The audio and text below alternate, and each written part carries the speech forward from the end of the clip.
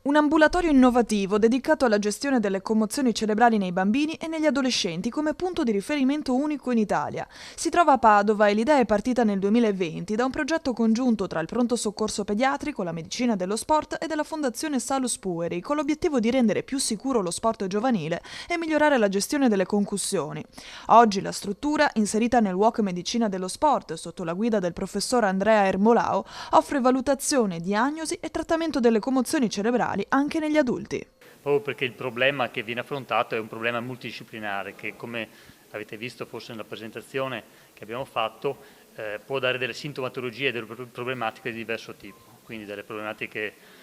psicologiche, problematiche neurologiche, oculistiche, quindi diplopia ad esempio, oppure di pertinenza dell'otorino, laringoiatra o fisiatriche, eccetera. Quindi in questo caso il vantaggio di avere una grande azienda come l'azienda ospedale Università di Padova è quello di poter gestire tutte queste, diciamo, problematiche con un'equipe multidisciplinare e in tempo quasi reale, quindi rapidamente, perché poi sono problematiche che devono essere affrontate precocemente per evitare proprio che si cronicizzino e quindi i sintomi